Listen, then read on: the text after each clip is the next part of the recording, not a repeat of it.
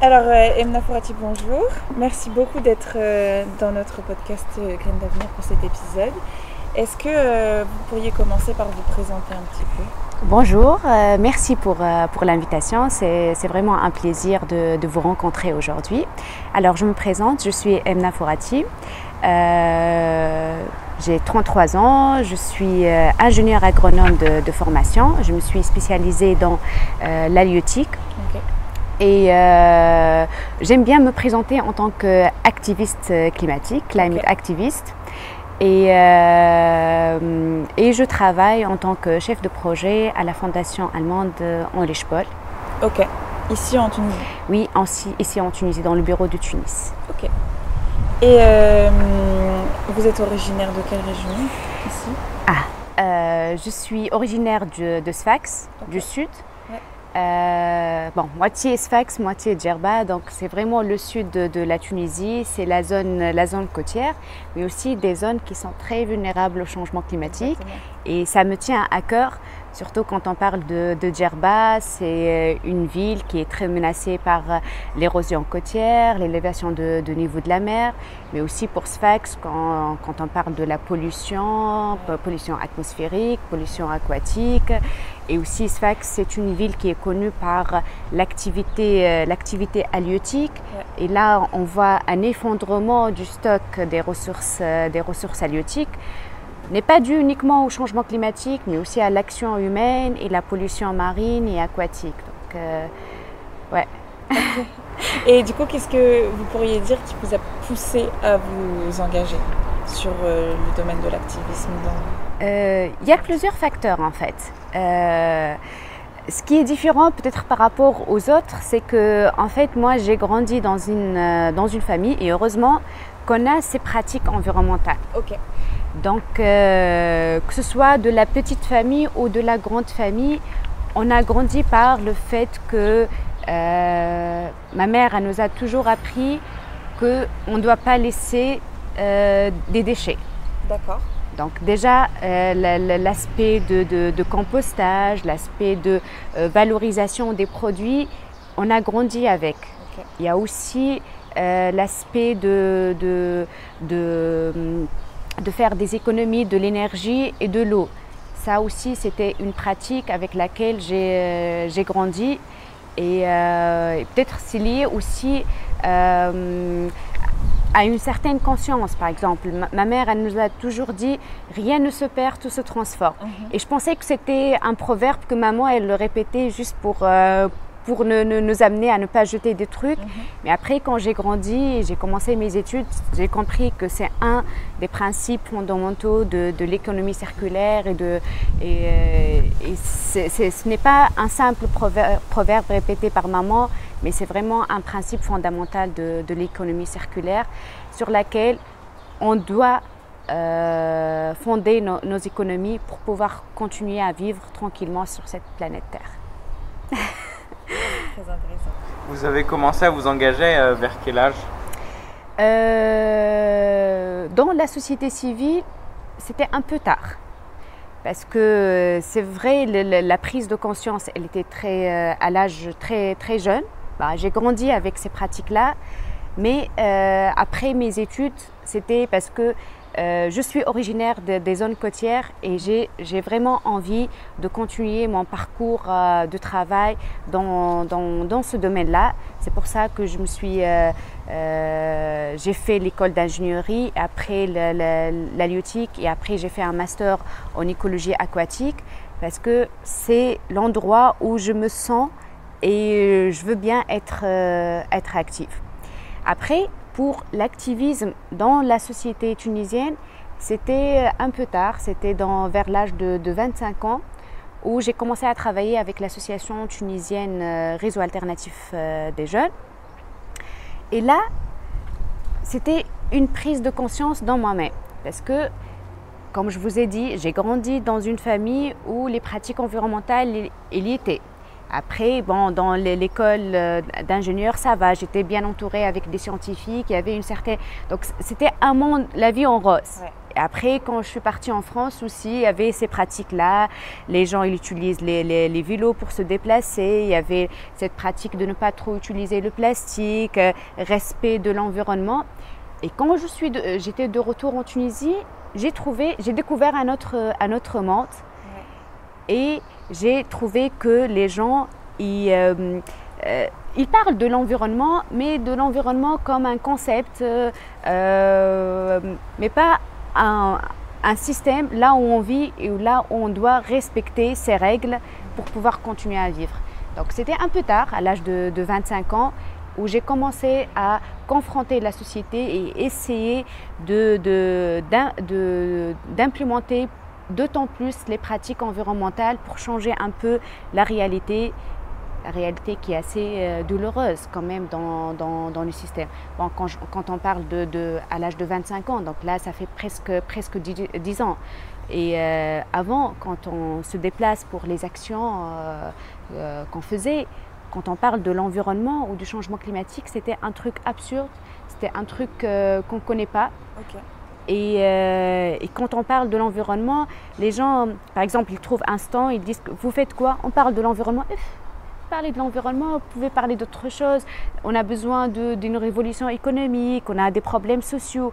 Comme si l'environnement il est déconnecté de ces éléments, tout ce qui est social et économique et de l'existence de l'être humain sur la Terre. Ok. Est-ce que vous pensez que c'est aussi un sujet qui forcément passe après quand on a des problèmes sociaux, par exemple? Exactement, ouais. C'est un des choses qui me font vraiment mal au cœur, c'est que l'environnement n'a jamais été une priorité. Même si là, quand on parle, là, on est en train de vivre une crise hydrique, on est en train de vivre une crise énergétique, on sent l'effet du changement climatique. L'année dernière, c'était une année catastrophique en termes de température, des feux de forêt, de problèmes dans la mer. Et ça continue que l'environnement, il passe à la queue de la liste de priorités, que ce soit des citoyens, que ce soit des décideurs. C'est pas une priorité. La priorité, c'est le développement économique, la résolution des problèmes sociaux, et l'environnement, ça traîne encore. Mais donc il y a un lien quand même entre... Enfin, ils ne voient pas peut-être le lien entre les problèmes économiques et les problèmes environnementaux? Oui, exactement. En fait, il y a toujours cette distinction. L'environnement, c'est pour la plupart des Tunisiens, je ne vais pas généraliser quand même, il y a certains citoyens qui ont cette conscience, même pour à des niveaux assez avancés, mais la plupart des citoyens, ils trouvent que l'environnement, c'est un truc de luxe, c'est un truc qu'on peut le laisser à côté. Mais le lien avec tout ce qui est social, le lien avec tout ce qui est économique, il n'y a pas cette corrélation, ce lien qui est clair dans la perception des citoyens. Ils commencent à faire des liens entre tout ce qui est économique et social, mais cette corrélation avec l'aspect environnemental, j'ai l'impression qu'elle est toujours à côté. Et est-ce que vous pensez que la jeunesse a un rôle important à jouer? Oui, bien sûr, certes. Justement, parce que j'ai toujours entendu cette phrase que quand on essaie de sensibiliser les citoyens par rapport aux problèmes environnementaux et quand on toque à la porte, il y a des personnes âgées qui viennent nous parler. Et après, au bout d'un moment, quand ils comprennent que la thématique, c'est l'environnement, ils appellent quelqu'un qui est plus jeune de la famille. Ils disent, voilà, ils parlent de votre avenir. Donc ça, ce shift-là, ça peut être une bonne nouvelle, mais ça peut être aussi une mauvaise nouvelle. Une bonne nouvelle, c'est qu'ils ont compris que l'avenir sur la Terre est relativement menacé. C'est-à-dire la vie des jeunes, elle est vraiment menacée puisqu'on est en train d'observer un changement, que ce soit dans le climat d'une manière générale, mais aussi dans le fonctionnement de l'écosystème. on l'entend toujours, le fruit d'aujourd'hui n'est pas le fruit d'avant. La qualité de l'eau d'aujourd'hui n'est pas la qualité de l'eau d'avant. Donc, on entend ce shift-là et on a compris que ça va menacer la vie de la jeunesse. Mais personnellement, je pense qu'on ne peut pas se limiter à la jeunesse. On doit tous prendre action pour ces problèmes.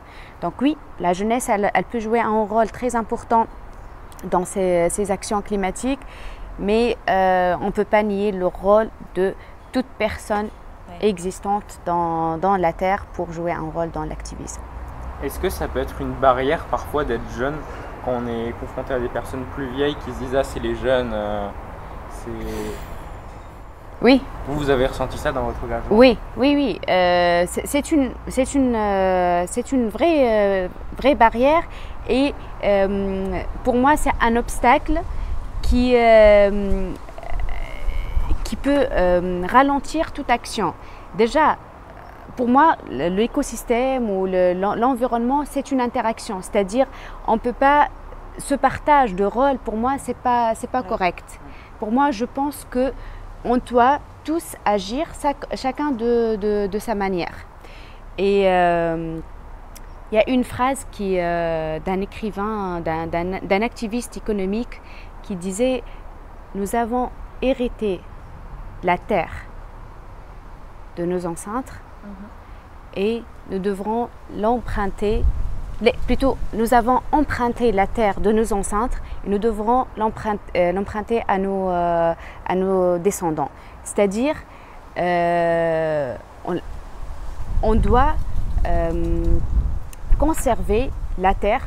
La terre, ce n'est pas uniquement le sol, mais la terre en tant que globe terrestre. On doit l'hériter à nos descendants pour leur donner la même productivité qu'on a reçue de nos ancêtres. On doit la conserver. Et est-ce que c'est possible? Est-ce qu'on va vraiment pouvoir ou est-ce que c'est trop tard parce qu'on est déjà trop… Il n'est jamais trop tard. Okay. Ça, c'est un concept qu'on ne doit pas l'oublier. Okay. On est en retard, oui, mais il n'est jamais trop tard. On peut toujours avoir une action et on peut toujours préserver avec les moyens qu'on a. Okay. Et il faut juste être un peu plus raisonnable dans nos actions.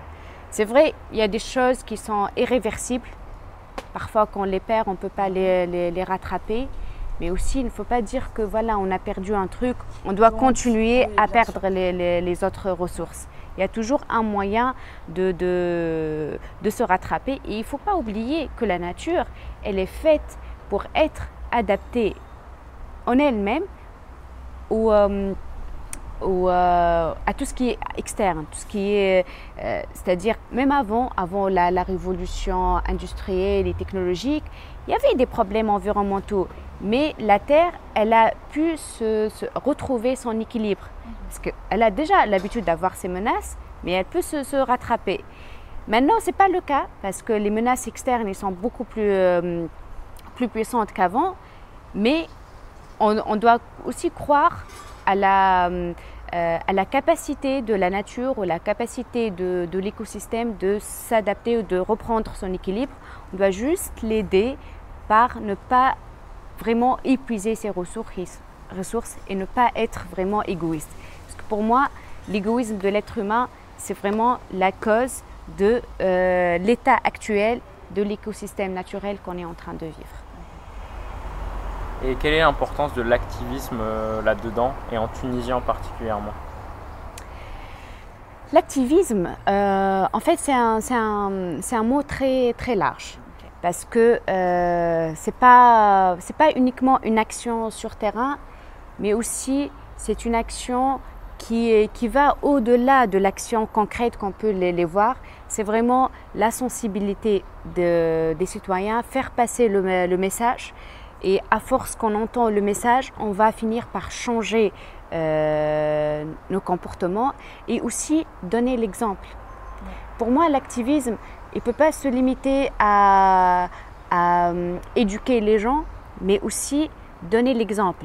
Quand on voit une personne qui respecte l'environnement, qui montre que les pratiques qu'elle est en train d'essayer de les faire passer aux autres, elle est en train de les pratiquer et elle montre le bon exemple. Certainement, on va finir par les appliquer. Et je ne sais pas si c'est uniquement une habitude des Tunisiens, mais on a toujours l'habitude de pas copier, mais on aime bien faire les choses que les gens ils le font. C'est-à-dire, par exemple, vous avez bien fait la remarque par rapport quand j'ai commencé à utiliser ma gourde d'eau. Moi, je fais parfois exprès de la laisser dans mon sac, comme ça, par eux, et j'essaie de choisir des belles bouteilles pour que les gens, quand ils me voient, ils trouvent que c'est beau, c'est pratique, ça garde de l'eau fraîche et ça permet d'éviter les problèmes de plastique et ses effets sur la santé. Et déjà, je commence à influencer les gens qui me voient avec cette bouteille. Aussi, quand je me balade toujours avec un petit sac pour mettre mes courses et ne pas utiliser les sacs en plastique. Parfois, les gens à la boulangerie ils disent « mais vous prenez ça, c'est gratuit ». Non, je préfère utiliser ça, c'est plus bon pour la santé, c'est plus bon pour l'environnement. Donc, ce genre d'activisme, ça peut influencer du moins la communauté restreinte dans laquelle je vis et aussi le bouche à oreille et ça peut permettre d'éteindre l'objectif de l'activisme. Donc, tout le monde peut faire de l'activisme. Exactement. J'aime bien la remarque. On ne peut pas le limiter à une seule personne. Ouais. Tout le monde il peut faire de l'activisme. Et d'ailleurs, ce qu'elle a fait ma petite famille quand j'étais petite, c'était de l'activisme. Et je suis toujours fière de le dire que j'ai grandi dans ces pratiques-là et ça a été incarné. C'est-à-dire, je ne fais pas ça parce que j'ai malheureusement découvert la réalité des problèmes environnementaux ou parce que par obligation j'ai vu des gens qui font ça et je me suis dit je dois faire comme eux. C'est vraiment, j'ai grandi là et j'ai vu que ça peut donner un résultat pour l'écosystème. Et pour revenir sur les jeunes, comment vous voyez l'évolution de l'engagement depuis que vous êtes engagé? Est-ce que vous voyez une évolution positive ou plus en plus de gens s'engagent ou pas trop? Bon, ça dépend. Il y a eu vraiment beaucoup d'évolutions durant ces 10 dernières années. Déjà, on est en train de vivre une évolution technologique, c'est-à-dire la mondialisation, elle a fait qu'on est beaucoup plus proche entre pays qu'avant. C'est-à-dire, moi je vois que les jeunes de maintenant, ils sont très influencés par ce qui se passe dans le monde extérieur. Et l'action de Greta en 2019 et 2018, elle a beaucoup influencé la jeunesse tunisienne. Okay. Et à partir de ce moment-là, on a vu l'évolution du groupe Youth for Climate. Et là, on a un Youth for Climate tunisien. C'est bien d'être influencé par ces mouvements internationaux, mais au départ, la jeunesse de ce mouvement en Tunisie, il était un peu ralenti, dans le sens où même les messages qui sont diffusés par Greta et par les autres mouvements de Youth for Climate à l'international, ils étaient les mêmes qui sont diffusés en Tunisie. C'est-à-dire les jeunes, ils ne connaissent pas les besoins de la Tunisie ou les messages qu'ils doivent les diffuser aux décideurs tunisiens. Et j'aime pas dire ils reprennent, mais voilà, au bout d'un moment c'était ça, ils reprennent les messages qui sont soulevés à l'international en Tunisie. Et c'était une des premières critiques que j'ai passées à ce mouvement-là. Ils sont des amis, on est toujours en contact. Il faut comprendre le besoin et le contexte tunisien pour bien bâtir ce message afin de pouvoir bien influencer le décideur. Si tu parles avec un décideur, avec un langage qu'il ne comprend pas, il va pas être convaincu et on va pas réussir notre campagne de plaidoyer. Okay. Une campagne de plaidoyer, elle doit être basée sur des arguments justes, corrects, qui répondent aux besoins de la communauté. On ne peut pas parler des besoins d'une autre communauté. C'est bien d'être ouvert à l'international, de comprendre les enjeux d'autres pays, mais la Tunisie, elle a son propre contexte et la communauté tunisienne, elle a ses propres besoins qui doivent être bien argumentés afin de pouvoir convaincre les décideurs pour changer de leur politique environnementale et climatique. Mais est-ce que les questions climatiques, ça peut vraiment être modifié à l'échelle simplement d'un pays? Est-ce que ça crée vraiment un mouvement si on est un seul pays à mettre en place des choses? Bon, cette question, bon, c'est une question très, très importante. Parce que si on revient dans le contexte international, bon, je pense que tout le monde il est conscient qu'il y a une certaine prise de conscience internationale à partir des sommets de la Terre qui a mené à ce qu'on appelle la Convention cadre des Nations Unies sur le changement climatique et le lancement d'un processus qu'on appelle les COP. Et les COP, c'est vraiment c'est un rendez-vous annuel où les décideurs internationaux ils se réunissent pour formuler ce qu'on appelle les politiques ou les grands axes de l'action climatique internationale. Et pourquoi dans les COP il y a des représentants de chaque pays? Parce qu'on doit vraiment, pour dessiner la politique climatique internationale, on a besoin d'un certain contexte local. Ça d'une part. Mais d'autre part, quand on parle des groupes de négociation climatique, il y a des groupes selon les régions. C'est-à-dire, par exemple, il y a le groupe, par exemple, la Tunisie, elle fait partie de 3 groupes de négociation. Donc, il y a le groupe africain, le groupe arabe et le groupe G77 plus China.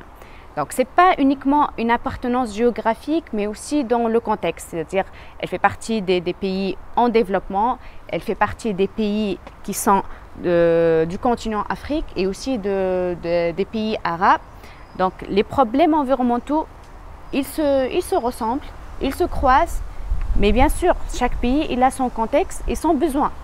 Parce que là, on revient à votre question tout à l'heure. C'est vrai que si on veut traiter un problème environnemental ou climatique, c'est bien de comprendre le contexte environnemental, mais il y a d'autres choses qui influencent, c'est-à-dire il y a le côté social, il y a le côté économique. Et là, si on va prendre par exemple des mesures correctes pour l'action climatique en Tunisie, on doit prendre en considération pas uniquement la vulnérabilité environnementale, mais la vulnérabilité sociale et la vulnérabilité économique pour être sûr qu'on ait une bonne stratégie climatique. Donc, cette prise plus ou moins large de ces indicateurs, elle est très importante pour que l'action climatique elle soit plus directe et plus juste pour le pays. Ceci n'empêche pas que certaines mesures elles doivent dépendre des autres pays qui sont adjoints ou qui sont à côté de ce pays-là. Vous avez eu une expérience lors des COP, vous avez pu participer aux COP. Est-ce que vous pouvez nous parler de cette expérience? En fait, oui, j'ai eu plusieurs types de participation en fait. Comme je vous ai dit, donc j'ai commencé peut-être en 2000. Ma première participation, c'était en 2015 à Paris. Et c'était une participation juste parce que j'étais dans mon laboratoire de recherche et j'ai appris qu'il y a une conférence internationale sur le climat et c'est important d'aller voir ce qui se passe. Parce que c'était vraiment, j'étais dans le cercle où je faisais juste de la recherche. Je connaissais que ça pour l'environnement, c'est-à-dire tout ce qui est politique et tout ça, c'était un truc externe pour moi. Donc j'ai participé à la conférence, à la COP21 en tant que chercheuse qui a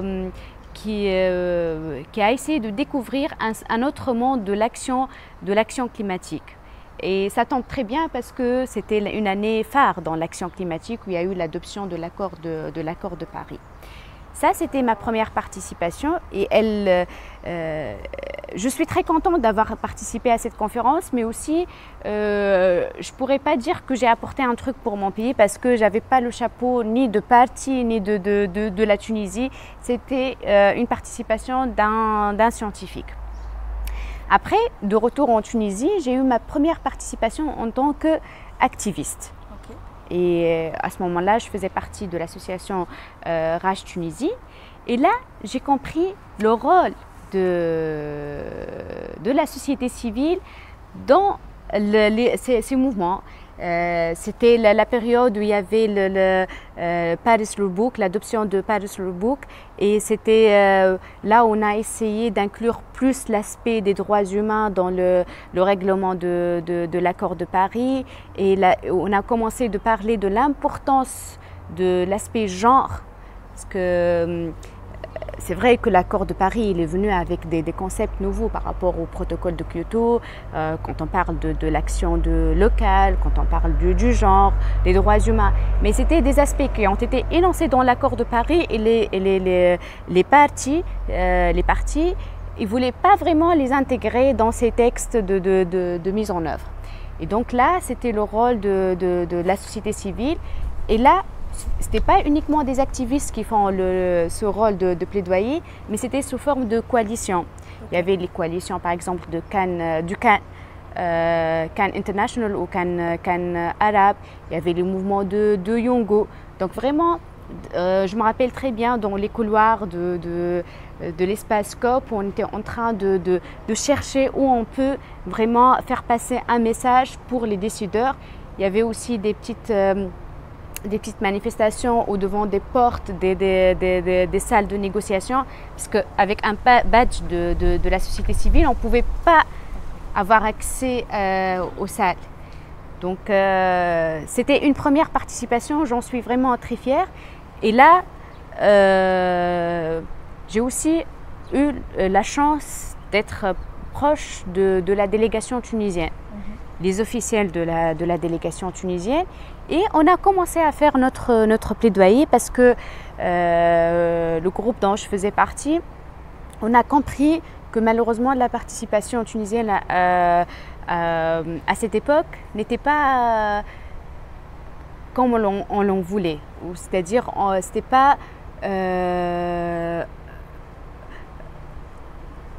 elle ne répond pas aux besoins de la Tunisie. C'est-à-dire il y avait une participation, mais très, très restreinte, très limitée. La délégation, elle était le nombre il était assez limité. Il n'y avait pas couverture de toutes les thématiques.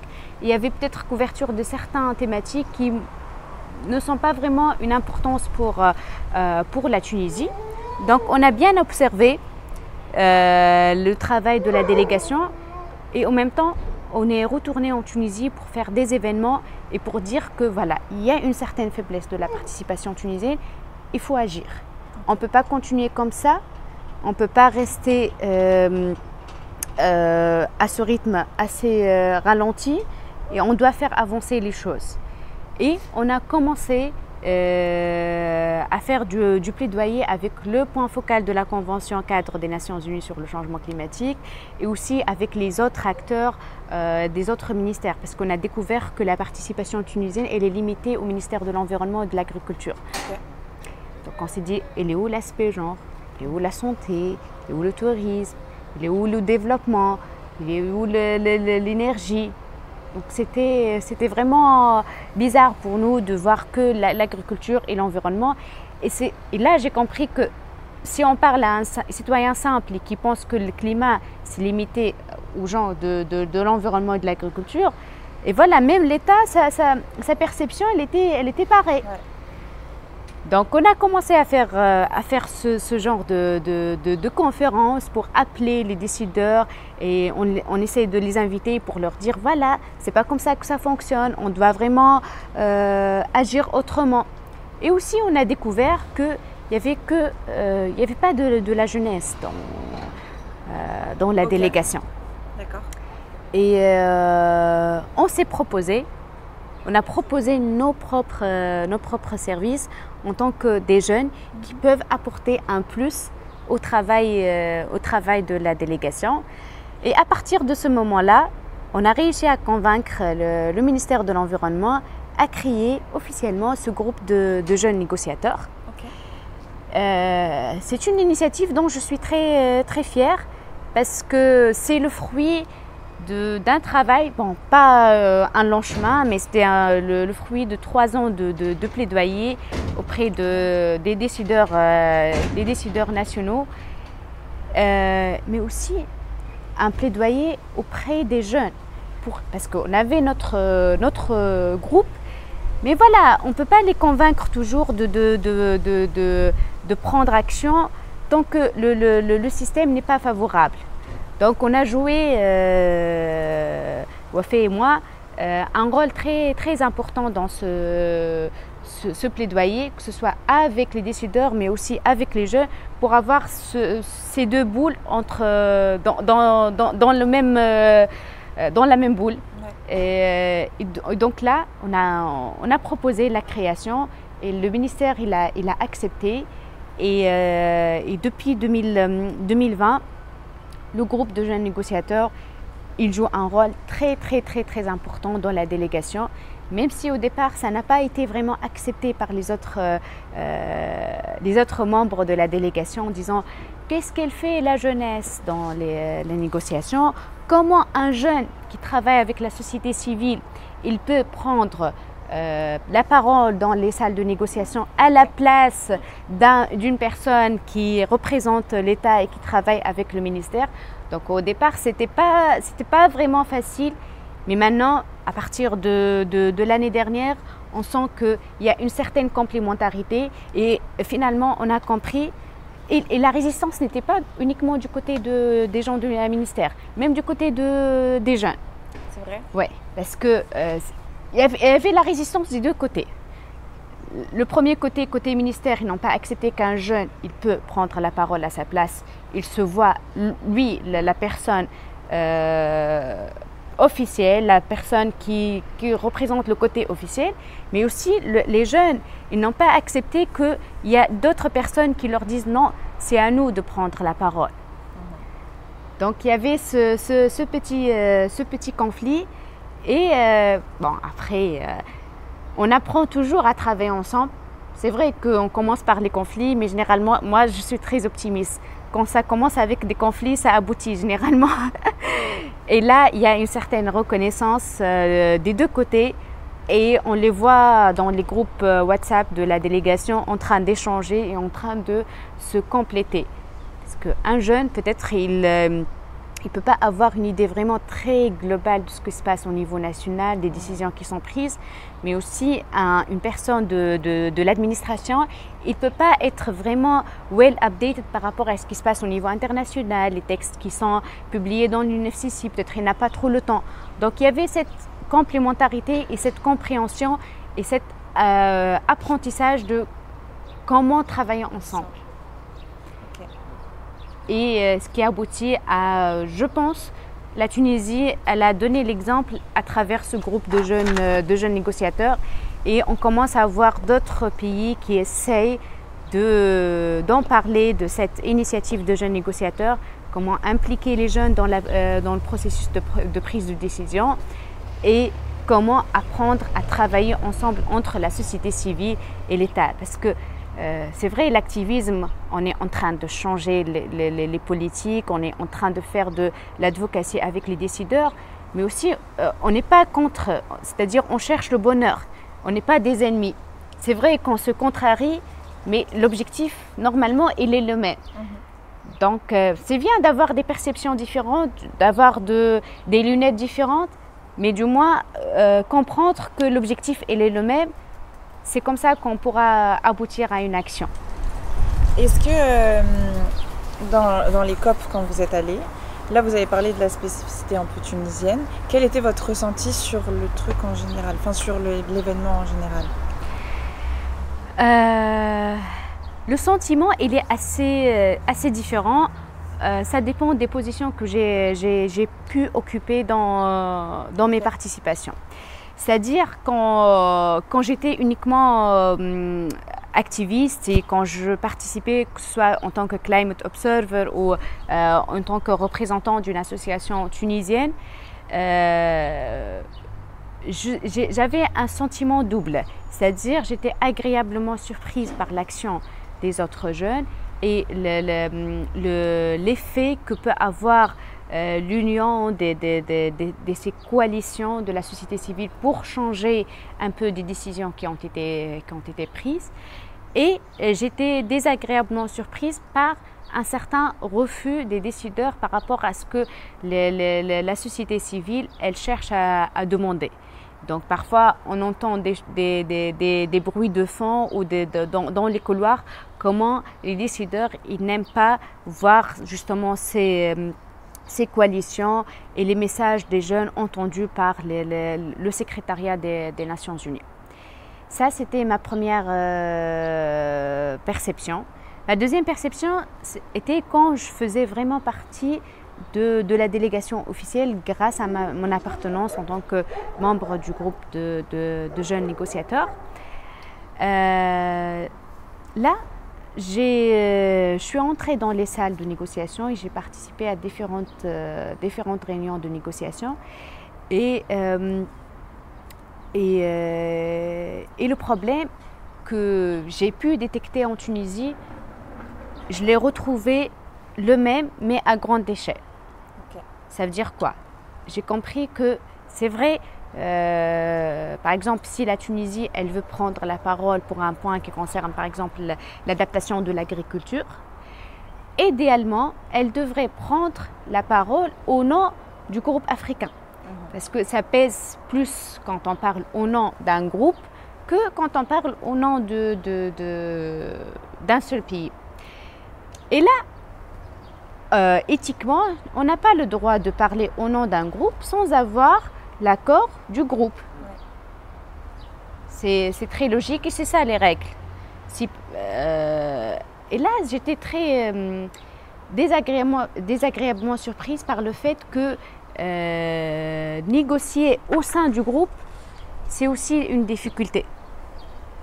C'est-à-dire, par exemple, moi, je vais proposer que pour avoir une action, par exemple, concrète pour l'adaptation à l'agriculture, il faut revoir, par exemple, les pratiques liées à l'usage de l'eau. Okay. Pour moi, en tant que négociatrice en Tunisie, je vois que c'est un élément très important. Et ici, je vais présenter cette idée au groupe africain. Là, on sent la résistance, c'est-à-dire chacun il va dire bon, pour le Sénégal, c'est pas la même chose. Bon, pour le Maroc, on a d'autres solutions. Donc, la négociation au sein du groupe, elle n'est pas très facile. Et ceci est dû au manque de communication durant toute l'année ou durant tout le processus. Parce qu'on a toujours cette visibilité plus ou moins limitée au processus. Quand on a ce focus uniquement sur la période de l'année où on a la COP ou les réunions des organes subsidiaires. Les autres jours, il y a toujours...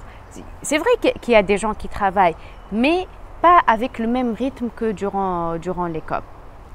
Et là, c'est un appel vraiment à reprendre le rythme du travail sur les thématiques liées au changement climatique sur tous les plans et pour tous les acteurs pour pouvoir réussir ces prises de décision. On ne peut pas être efficace si on ne peut pas préparer notre positionnement et bien le négocier au sein de notre groupe pour pouvoir convaincre les décideurs à un niveau plus élevé.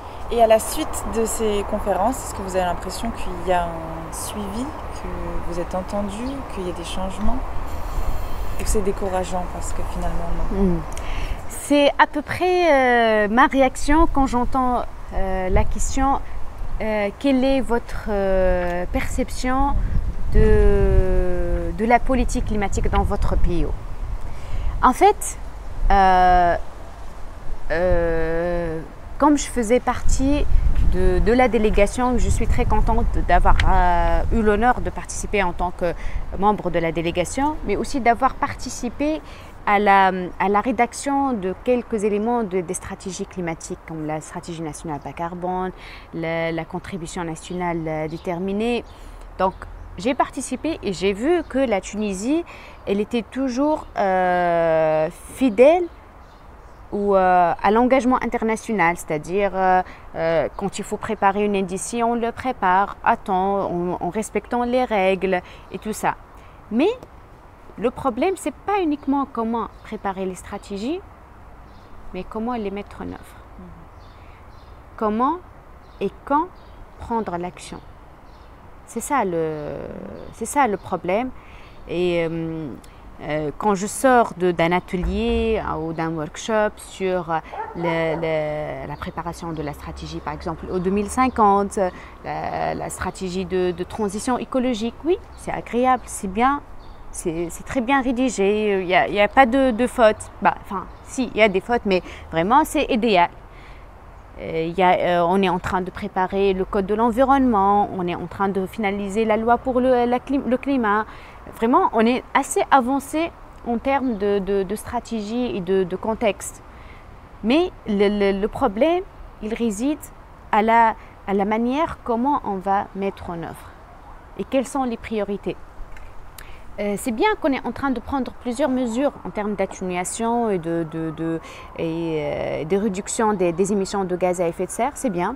On essaie d'atteindre la neutralité carbone, mais la question qui se pose, est-ce qu'on est un pays qui a besoin de cette neutralité carbone? Oui ou non? Et est-ce que c'est vraiment une priorité? Est-ce qu'il y a d'autres priorités? La neutralité carbone, oui, je sais qu'elle est importante. C'est bien de réduire nos émissions pour ne pas continuer à perturber l'écosystème.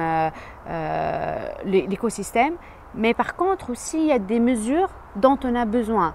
Par exemple, là, on est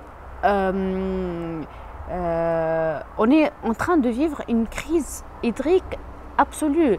C'est-à-dire l'année dernière, c'était catastrophique pour les agriculteurs. Moi, j'ai l'habitude de déplacer et de voir à travers des workshops les agriculteurs. Et au bout d'un moment, ça devient impossible de continuer à produire de cette manière-là. Il n'y a plus d'eau, il n'y a plus de pluviométrie. Et malheureusement, il y a des pratiques agricoles qui tendent vers l'épuisement des nappes phréatiques. Et même les nappes, c'est bon. J'étais dans le sud cette année en hiver et c'était sec, il n'y a pas d'eau. Donc voilà, on est dans l'obligation de reprendre les mesures qu'on doit les prendre afin d'avoir une action climatique plus efficace pour la Tunisie. Et est-ce que le fait que parfois les idées qu'on aimerait appliquer et qu'en fait elles ne sont pas appliquées, est-ce que c'est plus un problème de manque de fonds ou un problème de manque de volonté politique d'appliquer ces mesures? Il y a les deux. En fait, je peux dire qu'il y a des fonds et je peux dire qu'il n'y a pas de fonds. En fait, les fonds pour l'action climatique, ils existent. Mais le problème, c'est l'accès à ces fonds-là. C'est très compliqué, ça demande beaucoup de travail. Donc, que ce soit par exemple pour les fonds qui sont très connus comme le Fonds vert pour le climat, le Fonds d'adaptation, le Fonds mondial pour l'environnement, mais il y a aussi d'autres fonds de coopération bilatérale entre les pays. Et malheureusement, c'est un peu compliqué et ça demande beaucoup de papier et de preuves. Par exemple, pour le Fonds vert pour le climat, il faut vraiment prouver la nécessité de prendre ce genre d'action. C'est-à-dire qu'il faut avoir d'autres stratégies qui ont été préparées au préalable pour pouvoir décrocher ce fonds. Ça d'une part. Et d'autre part, il y a un problème de langue aussi. Par exemple, pour le Fonds vert pour le climat, il demande des papiers qui sont en anglais, alors que l'administration tunisienne, elle fonctionne en français. Donc, il y a ça pour l'accès au financement. Et aussi, la volonté politique dont tu as parlé. La volonté politique, on en a parlé au début du podcast, c'est l'environnement. Quand on regarde par exemple le plan triennal ou le plan de développement national, l'environnement, parfois ça n'apparaît pas et parfois quand ça apparaît vraiment à la queue de la liste de priorités. C'est-à-dire, pour un État tunisien, les priorités c'est le développement économique, le développement socio-économique. Donc les problèmes environnementaux, oui, pour eux ça peut impacter ce développement-là, mais c'est pas une priorité, c'est pas une importance. Et ça se réperpétue sur le budget d'État. C'est-à-dire le budget qui est alloué pour que ce soit le ministère de l'Environnement ou le ministère de l'Agriculture est plus bas que les autres ministères. Et donc c'est normal qu'il n'y aura pas beaucoup de projets, beaucoup d'actions dans l'environnement. On a parlé un tout petit peu de l'agriculture dans ce que vous venez de dire. Est-ce que vous pensez que c'est un secteur primordial à prendre en compte dans la question climatique ? Oui, c'est un secteur très, très important, déjà pour la spécificité du pays. Parce que, voilà, donc c'est un des secteurs économiques qui sont très importants, les plus importants pour le développement économique de la Tunisie. La plupart des gouvernorats, leur première activité économique, c'est l'activité agricole. Là, quand je dis agricole, ce n'est pas uniquement l'agriculture terrestre, mais aussi tout ce qui est pêche, pêcherie, tout ça. Donc, il y a cet aspect économique, mais il y a aussi l'aspect social. Parce qu'on a cette tradition donc d'avoir l'activité agricole en tant que une tradition à laquelle les Tunisiens ils se tiennent à fond. Par exemple, moi, dans ma famille, on a toujours l'habitude d'avoir au moins une parcelle qui est dédiée à l'activité agricole. On ne va pas vivre de cette parcelle, mais on veut avoir cette parcelle parce que ça nous rappelle nos cultures, nos ancêtres, mon grand-père, notre relation avec la terre et tout ça. Donc il y a cet aspect social et même aussi il y a cette catégorisation des familles. Ah, c'est une famille qui a des parcelles, donc c'est une famille qui tient encore à ces traditions, qui tient encore à ces pratiques-là. Donc, c'est important d'avoir cette culture et cette culture agricole. Donc, il y a ce point-là social, mais aussi, c'est important de parler de l'agriculture environnementale ou l'agriculture et son lien avec le climat, parce que l'agriculture, elle a ce rôle double. Elle contribue à l'amplification des effets de changement climatique, mais aussi elle peut être un moyen d'adaptation au changement climatique. Donc déjà l'agriculture, et malheureusement en Tunisie, il faut revoir la carte agricole parce que ce qu'on est en train de cultiver, ça consomme beaucoup d'eau. Okay. Et ça devient un secteur qui consomme à grande quantité l'eau qui devrait servir aux besoins des citoyens. Et malheureusement aussi, encore une fois, pour la Tunisie, que cette tradition de traitement des eaux usées, pas uniquement la tradition, mais aussi la technologie du traitement des eaux usées, ça reste un chantier qui n'est pas encore ouvert. Le traitement des eaux usées n'est pas finalisé en Tunisie, donc on ne peut pas l'utiliser. Et si il y a quand même certaines stations qui aboutissent à un stade final de traitement, les gens ils vont pas accepter de consommer aussi des produits agricoles qui sont irrigués par l'eau épurée. Parce que les agriculteurs ils doivent communiquer sur ça. Et il y a un refus, j'ai vu ça à travers mes rencontres dans les groupements de développement agricole. J'ai compris qu'il y a un refus d'une part de l'agriculteur, mais aussi du citoyen par rapport à l'acceptation des produits qui sont irrigués par l'eau usée. Donc il y a ce problème-là entre eau et agriculture et changement climatique. Il y a aussi un autre point, c'est que sa contribution aux émissions de gaz à effet de serre, que ce soit à travers le méthane, cet élevage intensif vraiment des bovins et des ovins, on ne l'a pas vraiment en Tunisie, mais ça reste une culture qui va certainement venir à un certain moment en Tunisie. Mais il faut en prendre en considération qu'il y a un méthane, il y a un gaz, c'est un gaz à effet de serre qu'on n'a pas vraiment la tendance d'en parler. Et cette année et l'année dernière, c'était la révolution au niveau des COP quand ça commence à apparaître dans les décisions. C'est important de reconnaître parce qu'on a tendance de dire que changement climatique égale à CO2.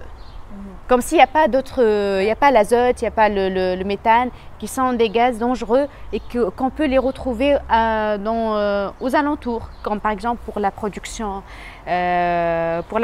agricole. Donc là, il faut vraiment faire attention à tout ce qui est élevage intensif pour ne pas aboutir à une activité agricole, activité économique importante qui va à elle aussi contribuer à des émissions de gaz à effet de serre. Il faut faire attention parce que si on va continuer à vivre ces effets de changement climatique, et j'ai commencé à le sentir, on ne va pas vraiment bâtir notre développement agricole sur la production arbo-agricole, mais plutôt on va aller vers l'élevage et tout ça pour pouvoir nourrir la communauté. Et là, si on va avoir cette orientation, on va tomber dans le piège de l'élevage intensif et du coup, émission de gaz à effet de serre. Donc, il faut juste faire attention par rapport à ça. Il y a aussi tout ce qui est usage de pesticides. Et là, c'est une catastrophe. En tout cas, je ne pense pas que c'est uniquement pour la Tunisie, mais c'est la tendance. C'est vraiment... déjà, on aime bien vivre les moments, c'est-à-dire manger tous les fruits et tous les légumes quand on veut et là on veut. N'importe quelle saison. Exactement. Donc, on oublie qu'il y a des produits saisonniers, des produits locaux, c'est-à-dire on ne peut pas avoir, par exemple, de l'avocat en Tunisie, mais on veut avoir de l'avocat en Tunisie, on veut avoir ce produit-là. Donc, ces pratiques-là ont mené l'agriculteur à utiliser d'une manière incontrôlée les pesticides. Les pesticides, au départ, quand on a commencé à les mettre en œuvre, c'était pour résoudre des problématiques bien déterminées par rapport à l'activité agricole. Mais là, ça devient vraiment un usage incontrôlé, non raisonnable, qui aboutit à des problèmes, que ce soit pour les semences, que ce soit pour le sol, pour la terre, pour les animaux aux alentours, mais aussi pour l'être humain. Donc, on voit des perturbations hormonales un peu partout, on voit des maladies, le sol qui n'est plus fertile à cause de l'usage de ce genre de pesticides. Il y a aussi un déséquilibre de la nature. On n'a pas, c'est bien de respecter la spécificité de chaque contexte. Si la Tunisie elle peut pas cultiver de l'avocat, elle ne peut pas cultiver de l'avocat. C'est pas la peine de chercher. On a d'autres fruits et d'autres légumes qu'on peut en profiter.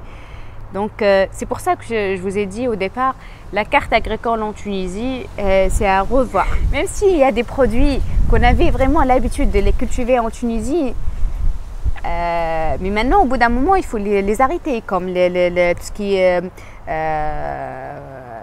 agrumes, tout ce qui est fraises, tout ce qui est des produits qui consomment beaucoup d'eau. Au bout d'un moment, c'est bien, on peut arrêter, on peut changer. Et on a changé toutes nos pratiques. On peut aussi sacrifier, changer un peu de nos pratiques culinaires et voilà, s'ouvrir à d'autres pratiques agricoles pour quand même laisser le temps à notre écosystème de reprendre son équilibre. Est-ce que du coup ça passe par la sensibilisation des citoyens à consommer moins ces produits pour que les agriculteurs aient moins l'envie de les cultiver, par exemple? Repenser la société tunisienne dans son ensemble? En fait, les actions, ils doivent être prises à toutes les échelles. Okay. C'est déjà, on commence par les décideurs. la carte agricole, c'est à revoir. Ouais. Et elle doit être adaptée et réadaptée chaque année ou chaque cycle, parce que les changements ils se font maintenant à un rythme assez élevé. Ce qu'on a vécu peut-être pendant 10 ans, on va les vivre pendant 2 ans. Donc, le rythme il est assez accéléré parce que la nature elle a perdu plus ou moins son équilibre. Et du coup, le changement il va être plus rapide. Donc déjà, au niveau des décideurs, on doit reprendre les politiques agricoles. Ça d'une part. Il faut que, comme vous, l'association tunisienne de l'agriculture environnementale et d'autres acteurs de la société civile qui peuvent agir au niveau local, ils doivent agir. Et agir, c'est-à-dire d'une manière assez régulière. Parce que faire passer un message par an, il n'a pas le même impact que passer le message, par exemple, chaque jour. Il y a aussi le rôle des médias. Et là, je mets beaucoup de responsabilités sur les médias. Parce que malheureusement, du moins, à mon âge, il y avait deux ou trois spots publicitaires qui ont marqué la vie de la plupart des Tunisiens. Il y avait un spot publicitaire sur l'usage de l'eau et comment que si on continue à utiliser l'eau de cette manière-là, il va arriver un jour où on va ouvrir le robinet et on ne va pas trouver de l'eau. Ça, c'était un spot publicitaire qu'on voyait vraiment d'une manière très régulière avant. Et maintenant, on ne le voit plus. Avant, il y avait des spots publicitaires sur la vulgarisation des agriculteurs. C'est-à-dire, il y avait, après la session d'infos de midi, il y a toujours 10 minutes sur des pratiques que les agriculteurs ils doivent les prendre dans les parcelles afin d'assurer une meilleure productivité. C'était de l'agriculture biologique, des conseils donnés par des scientifiques, des praticiens dans le domaine. Il y avait aussi un spot publicitaire sur la pollution. Et là, 3 spots publicitaires qui ont disparu complètement. Et là, vraiment, c'est un appel vraiment à tous les médias, dans toutes ces formes, de faire passer d'une manière plus régulière des messages pour l'environnement afin de pouvoir sensibiliser le maximum des citoyens. Parce que, je ne sais pas, peut-être, j'ai l'impression qu'en Tunisie, qu'on est très dépendant, par exemple, de la radio et après de la télé. Mais la radio, elle est toujours présente, que ce soit dans les taxis, dans les maisons, même dans le téléphone. On a toujours cette habitude d'écouter la radio. Et je regrette le fait qu'il n'y a pas des spots publicitaires sur... Il y a des émissions sur l'environnement. On commence à avoir quelques émissions, mais non, ce n'est pas uniquement des émissions. Moi, je veux un truc rapide que tous les citoyens ils peuvent avoir accès. Parce qu'avoir une émission, c'est bien, c'est très important, mais on va avoir juste les personnes qui s'intéressent à l'environnement qui vont écouter cette émission, pas tout le monde. Et le troisième acteur, c'est le citoyen. Il doit être un peu plus responsable. Il ne doit pas attendre que les mesures elles seront prises pour lui. Il doit doit prendre le pas. Parce que le citoyen, peut-être, il a pris l'action pour d'autres éléments, mais pour l'environnement, il attend toujours. C'est-à-dire, par exemple, pour le plastique, on a tous presque compris qu'il y a un effet, qu'il y a un impact négatif sur la santé humaine à cause de l'usage du plastique. Mais on n'a pas pris des mesures. On a attendu que le ministère elle lance un décret pour l'interdiction des sacs à usage unique pour commencer à utiliser les sacs, les tote bags ou retour au Kofa ou ainsi de suite. Donc on attend toujours l'action de l'État et on met la responsabilité sur l'État.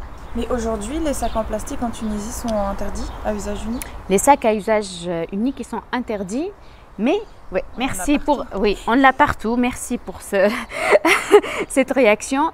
En fait, oui, c'est interdit, mais malheureusement, la prise de cette mesure ou la publication de ce décret de loi, ça a été durant le confinement. Et tout ce qui a été pris durant le confinement, on dirait qu'il est passé de côté. C'est-à-dire parce qu'on avait cette tendance de laisser tout ce que nous avons vécu durant le Covid de côté. Et on veut reprendre la vie autrement. Donc ce décret de loi a été adopté justement en 2020, juste avant le premier confinement du mois de mars. Ça a été publié en février. Et malheureusement, après les mesures qui ont été prises durant le confinement, c'était pour, c'est-à-dire utiliser les trucs à usage unique pour éviter les trucs de contagieux et tout ça. Et là, il y a un certain effort de l'État, mais aussi de la société civile pour reprendre le travail sur l'interdiction des sacs à usage unique. Mais bon, là aussi, il faut revoir tout ce qui est sensibilisation des citoyens, parce que c'est pour le citoyen un truc qui est avec du plastique, c'est plus propre, c'est plus proche du monde des Occidentaux, donc on est vers le développement. Donc il y a ce côté de citoyen, mais il y a aussi le côté du secteur informel qui continue à se contrarier avec l'État, même pour des mesures environnementales. C'est-à-dire, quand tu vas par exemple dans un marché, pas un marché organisé, mais un marché informel, il va te donner le produit, mais il va te dire « Tiens, un sac, c'est gratuit, c'est pas comme dans les autres magasins. » Donc, le secteur informel, il continue à contrarier l'État, même pour des actions environnementales, et les citoyens, ils trouvent ce plaisir-là.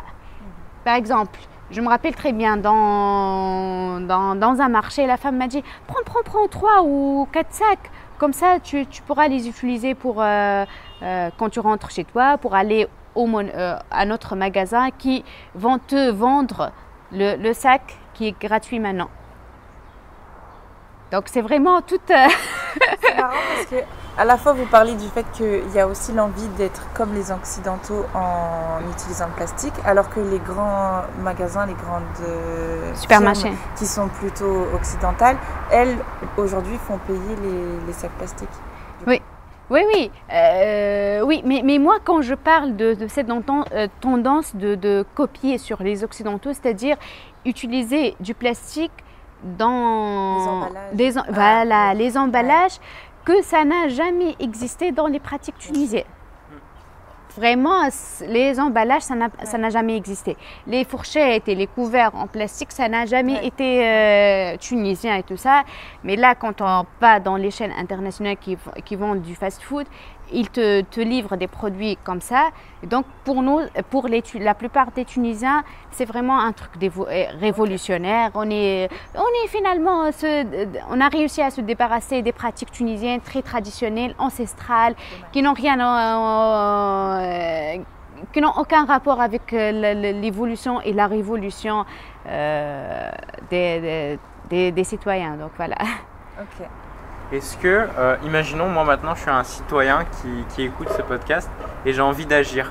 Qu'est-ce que je pourrais faire aujourd'hui pour vraiment changer ma manière et pouvoir impacter justement cet enjeu climatique? Bon, il y a plusieurs actions. Mais déjà, le premier conseil, c'est de se documenter. C'est bien de comprendre notre écosystème et l'état à laquelle se trouve notre écosystème. C'est bien de le comprendre. Parce qu'une fois on a compris l'état de notre écosystème et l'état de l'environnement en Tunisie, on peut être plus efficace. Par exemple, moi si je comprends que ça commence à exister. Par exemple, si je comprends que le pastèque il consomme beaucoup d'eau pour sa production, je vais comprendre que en minimisant l'achat de ce produit agricole, je vais faire pousser les agriculteurs à réduire l'effort de cultiver du pastèque et donc on va faire des économies de l'eau. Si je vais comprendre que si je vais manger des fraises en hiver, ce sont des fraises qui sont cultivées à l'aide des pesticides. Que les pesticides, ils ont des impacts négatifs sur le sol, sur l'être humain et tout ça. Si je ne vais pas acheter les fraises, donc l'agriculteur lui-même, il va comprendre qu'il faut vraiment réduire cette production de fraises en hiver et du coup réduire les pesticides. Donc vraiment la documentation, la compréhension de ces aspects-là, c'est important. Deuxième conseil, c'est d'essayer ces pratiques environnementales. Peut-être on va se retrouver, on va retrouver une meilleure hygiène, on va retrouver notre tolérance à l'environnement, on va se sentir mieux. Essayez, par exemple, pour convaincre une de mes amies pour l'usage des gourdes en verre. Je lui dis que le goût de l'eau, si tu vas, par exemple, tu vas remplir la bouteille en eau et tu vas rester toute la journée avec cette bouteille-là. Si c'est en plastique, tu vas sentir un goût.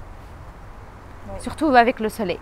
Mais si tu vas essayer l'eau dans une bouteille en verre ou en inox, tu vas découvrir un autre goût.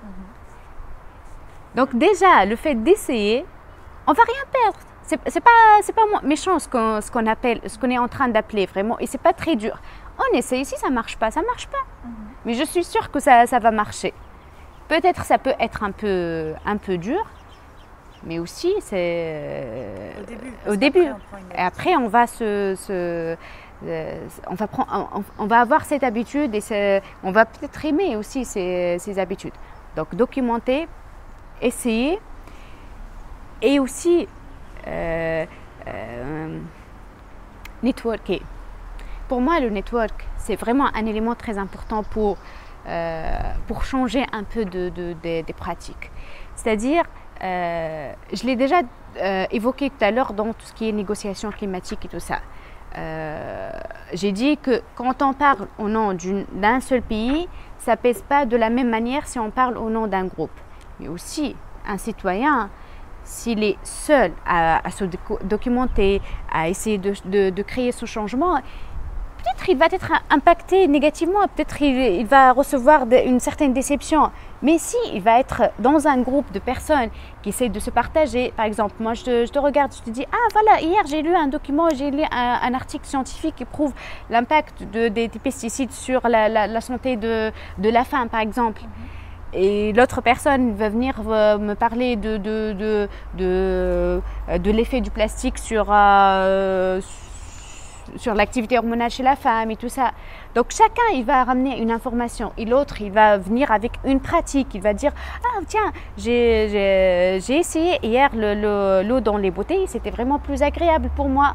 Donc si on essaie de networker, certainement, on va être plus efficace et on va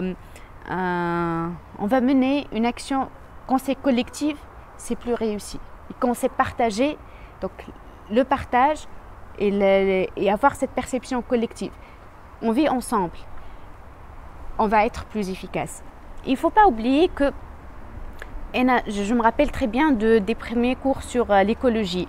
Et quand on parle de l'écosystème, je me rappelle très bien que les profs ils nous disent, il ne faut pas dire que l'écosystème c'est un objet. C'est un système où il y a une interaction entre les espèces. Et l'interaction, peut-être, elle est parfois plus importante que l'élément de l'écosystème. Parce qu'un élément, une ressource de l'écosystème, une source d'eau, elle est importante, mais l'interaction entre cette source d'eau et la communauté qui vit de cette source, elle est beaucoup plus importante. Donc cette interaction est très importante pour avoir une action climatique et environnementale efficace. Merci beaucoup. Vous avez travaillé sur la biodiversité marine, la pollution, etc. Est-ce que vous pouvez nous parler un peu plus de ça? Par exemple, au Marbek en France, vous avez travaillé sur ça, et peut-être dans d'autres contextes. Est-ce que vous pouvez nous expliquer un peu, et peut-être la spécificité tunisienne aussi? Ouais. En fait, c'était dans le cadre de mon mon projet de master de recherche en écologie aquatique. Et en fait, là, j'ai commencé à travailler sur l'activité phytoplanctonique et le lien avec le changement climatique, ou plutôt l'augmentation de la température qui est liée au changement climatique sur l'activité photosynthétique. Et bon, ça c'était vraiment le maillon le plus... c'est la base de la chaîne de la biodiversité marine ou aquatique. Je préfère aquatique parce que c'est plus global. Parce que quand on parle de l'activité photosynthétique, on a tendance que c'est vraiment un truc très primordial et que ça n'impacte pas les autres éléments de la chaîne, or que c'est l'élément primordial. C'est-à-dire que tous les espèces qui sont présentes dans cet écosystème-là, ils sont impactés par l'activité photosynthétique, que ce soit elle est élevée ou elle est faible.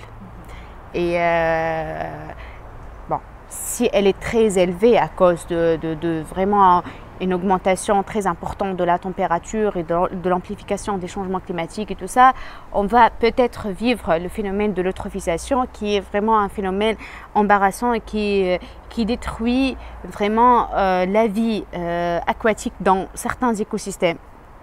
Et on est en train de le vivre en Tunisie, ce qu'on appelle les eaux colorées, les eaux rouges, les eaux blanches, les eaux briques. Donc il y a plusieurs, ça dépend des algues, l'eau bleue et l'eau verte. Donc cette activité photosynthétique, il faut bien la contrôler pour ne pas détruire la biodiversité marine. Mais la biodiversité marine, elle n'est pas uniquement impactée par cette activité photosynthétique ou cette élévation de la température. Il y a le problème du plastique. Et moi, c'est un problème qui m'énerve. Et c'est pour ça que vraiment, je tiens qu'il faut vraiment réduire l'usage du plastique parce qu'on le voit partout. Et surtout, dans les espèces marines. Déjà, c'est en lien avec la prolifération des méduses. Ok. C'est en lien avec c'est très facilement transporté à cause des courants marins. Et surtout dans un écosystème comme l'écosystème de la Méditerranée où tout est lié. Et la courantologie, elle est circulaire et tout ce qui est mis dans l'écosystème marin, on va le retrouver certainement. Et ça a été vraiment prouvé par les recherches scientifiques que voilà, on trouve des microplastiques dans les chairs des poissons qu'on est en train de consommer. Et donc c'est dangereux pour l'homme aussi. C'est très dangereux pour l'homme, c'est très dangereux pour les espèces. On voit vraiment, si on se balade dans la mer, on voit des espèces de poissons qui sont tuées à cause de ce problème de plastique. Les tortues marines, et ça c'est un problème que tout le monde, je pense, il le connaît. Mais aussi les zooplanctons qui se nourrissent des phytoplanctons et que le microplastique il est en train de circuler et d'impacter la vie marine.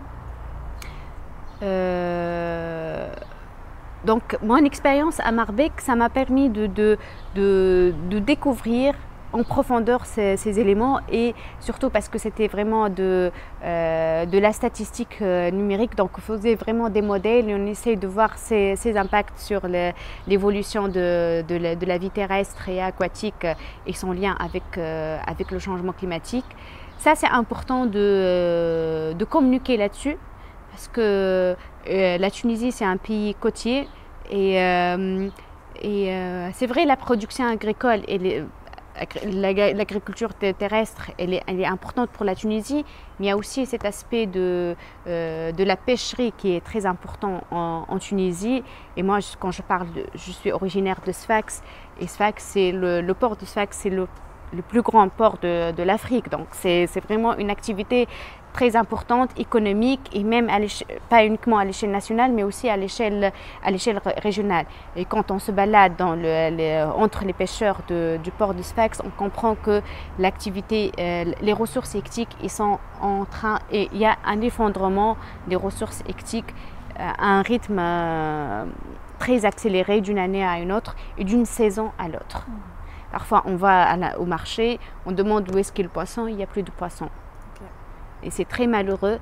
Bon, il y a l'effet de changement climatique, il y a aussi l'activité humaine, mais il y a aussi la pollution et tout ce qui est industriel qui s'installe au bord de la mer et qui met tous les rejets dans l'eau, même les rejets des stations d'épuration qui ont abouti à cet effondrement. Voilà. Et vous parliez des déchets plastiques. Est-ce que, par exemple, ceux qui impactent la côte tunisienne, c'est uniquement des déchets plastiques de la Tunisie ou ces déchets plastiques, ils naviguent et ils se déplacent? Exactement, c'est une bonne question. Ce n'est pas uniquement les déchets de la Tunisie, c'est vraiment des déchets qui viennent de partout. Parce que, comme j'ai déjà dit, la courantologie dans la Méditerranée, c'est le premier facteur de ce déplacement. Mais aussi, il n'y a pas uniquement les courants, mais aussi les espèces qui transportent. Parce que les microplastiques, donc, ils sont dans l'eau. Un petit poisson, il va l'ingérer, un petit zooplancton, il va l'ingérer, après un poisson qui va se nourrir de ce zooplancton, après les mammifères, après aussi les oiseaux et l'homme. Donc il y a ça. Il y a aussi les bateaux qui se déplacent d'une zone à l'autre et qui transportent ces déchets. Donc la pollution, on le sent à la Tunisie, mais peut-être ce n'est pas uniquement la Tunisie qui est en responsable. Ouais. Et là, on revient à la question peut-être par laquelle on a commencé. Est-ce qu'il faut agir à l'échelle locale uniquement ou il faut agir d'une manière collective? Et c'est pour ça que j'ai dit ça dépend. C'est bien de comprendre le contexte, mais aussi parfois on est impacté par tout ce qui est extérieur. Donc on ne peut pas prendre des mesures indépendamment des autres pays quand on dépend des autres. On peut passer aux questions de conclusion, je pense. Comment vous voyez l'avenir de votre engagement et quels sont vos projets ou ambitions pour les années à venir dans le domaine du changement climatique, de l'environnement et du développement durable? C'est une bonne question et c'est une question assez dure qui me donne beaucoup de responsabilités en tant que citoyen et activiste qui essaye d'être efficace et donner le bon exemple aux autres. Alors, le premier point, c'est qu'on doit suivre je vais faire la traduction comme elle est en Tunisie. On doit suivre la courantologie. C'est-à-dire, il faut suivre le rythme dans lequel on est en train de vivre. Sans ambiguïté, on ne peut pas nier que les effets de changement climatique, ils sont à un rythme très accéléré. Et les impacts, ils sont à un rythme accéléré. Et parfois, ce n'est pas d'une année à l'autre qu'on le sent, mais vraiment d'une saison à l'autre. Et donc, notre action, elle doit suivre le même rythme et même être un peu plus avancée. C'est-à-dire si j'avais l'habitude vraiment de mener par exemple une seule conférence par mois, je dois avoir minimum 2 conférences par mois pour faire passer le message et pour convaincre plus de personnes et donner plus de bonnes pratiques aux autres personnes afin de retrouver le bon rythme. Déjà, ça c'est un premier point. Le deuxième point, c'est d'aller un peu plus dans la profondeur du traitement de la thématique. C'est-à-dire, quand on a commencé à traiter le problème environnemental au départ dans les années 60 et 70, vraiment on l'a traité comme un phénomène purement scientifique. Après, on a commencé à découvrir que le développement économique, c'est un facteur qui a abouti à ça, donc il faut inclure l'aspect économique. Après, l'aspect social et l'aspect du genre et les femmes, le rôle des femmes dans le changement climatique et tout ça. Et là, après, on a découvert l'impact sur la santé. On a commencé de parler de la santé et du changement climatique. Mais là, moi, c'est un problème qui me tient à cœur et je pense que on a commencé à le prendre en considération, mais à un rythme très bas. La psychologie. Déjà, on a commencé à le sentir, que ce soit, par exemple, pour les producteurs, les agriculteurs, il y a une certaine déception. Et au bout d'un moment, et c'est très malheureux, des agriculteurs qui laissent leur travail parce qu'ils sentent qu'ils ne sont plus efficaces et que les problèmes environnementaux et climatiques, ils bloquent leur activité économique. Donc ça, d'une part. Mais aussi un citoyen normal. Et il va dire, oh, par exemple en Tunisie, on est en train de vivre 6 ou 7 mois d'été. Et ça impacte la psychologie des êtres humains. Peut-être dans d'autres pays, c'est plutôt l'effet d'avoir tout le temps le ciel gris, ça impacte les citoyens. Donc le côté psychologique, ça doit être intégré dans les mesures. Ouais. Et quand on essaie de passer un message, il faut vraiment faire attention.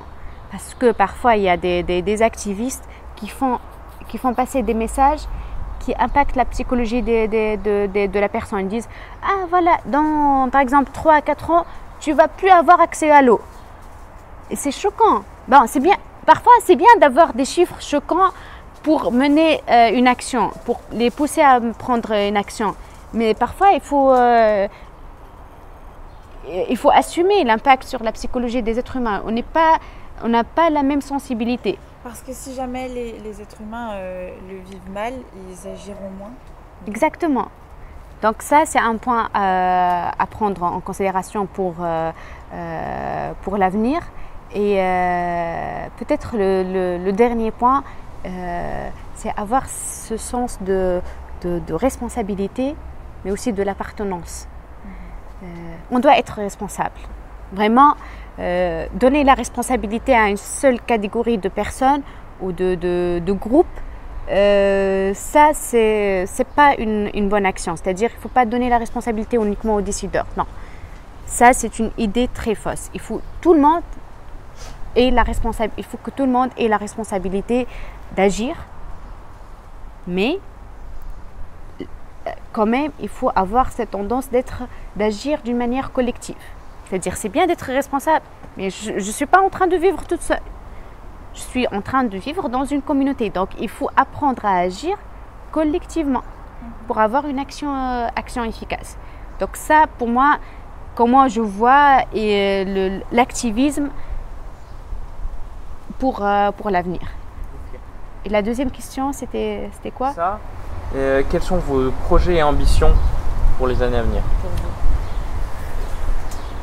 Bon. Si vous en avez. Hein. Bon, les projets d'ambition, bon, déjà, moi, je veux bien vraiment pousser les médias à travailler un peu plus, d'autant plus sur les problèmes environnementaux et climatiques. Ça, pour moi, ça reste un défi de les convaincre, d'avoir vraiment plus de spots publicitaires, de messages environnementaux, même sur la route et tout ça. Ça, c'est un projet qui me tient. J'ai commencé à le faire. L'année dernière, on a travaillé sur la charte du journalisme environnemental, mais ça reste vraiment à pas très ralenti. Donc ça, c'est le premier point, c'est tout ce qui est médias et tout ça. Et peut-être le deuxième point, ça aussi, il faut en travailler. C'est l'éducation environnementale dans les écoles. Okay. Malheureusement, on n'a pas cette pratique d'éducation environnementale. On ne l'a jamais eue et il faut en avoir. Parce que, bon, c'est vrai que c'est la responsabilité de tout le monde, mais peut-être les enfants d'aujourd'hui, c'est eux qui vont vivre les conséquences de ces mesures-là. Donc pour moi, je trouve que le fait de mieux travailler sur ces deux éléments-là, les médias, pour sensibiliser le citoyen actuel et tous les citoyens, mais aussi l'éducation environnementale pour les enfants, parce que si on va éduquer les enfants, le message quand il passe de l'enfant à ses parents, parfois c'est aussi efficace, c'est bien assimilé.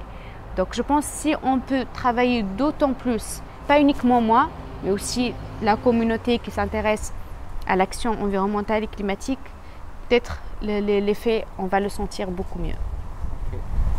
Est-ce que vous aimeriez partager une initiative de société civile, une association, quelque chose qui vous tient à cœur ou quelque chose que vous avez envie de partager, pas spécialement? Ou un événement, une journée. Faire de la pub pour quelque chose si vous voulez. Ah, bon, j'ai compris la question autrement. Bon, je préfère pas faire Bah si, je vais faire une publicité.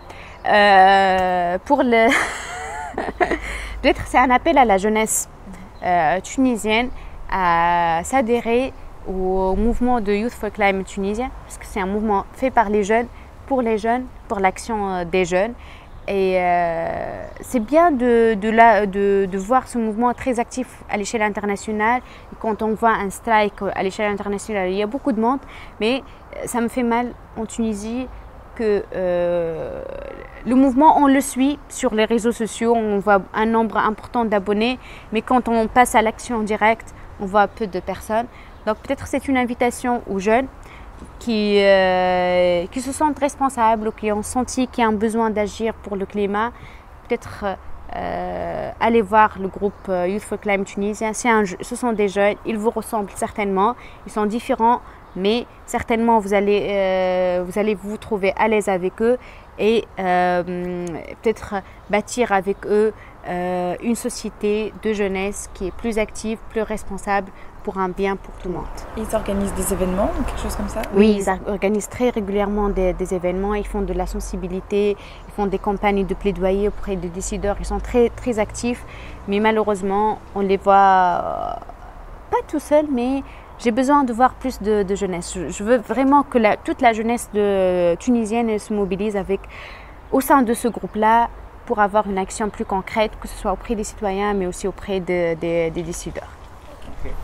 Et on finira par 2 questions qu'on a l'habitude de poser à tout le monde quand ils viennent sur ce podcast. Est-ce que vous avez une œuvre à conseiller? Ça peut être un livre, un documentaire, une œuvre en général, en rapport avec tous ces sujets-là qu'on a abordés. Je vais un peu m'éloigner. Mais c'est pour un objectif bien clair. Depuis que j'ai commencé à parler, je parle beaucoup d'interaction. Ouais. Et je veux vraiment faire passer le message que pour être efficace, il faut avoir des lunettes plus larges, une vision plus large. Et si on veut prendre une action pour l'environnement, il ne faut pas regarder l'environnement en tant qu'un système séparé. C'est vraiment un système qui est rempli d'interactions. Et c'est pour ça que je recommande d'aller voir le livre Le pouvoir subversif des communs. C'est un livre de David Bollier qui justement qui explique la thématique des communs, qui est un système social où il y a une interaction entre les ressources, la communauté et les règles qui sont mises par la communauté, pour bien gérer les communs ou les biens communs.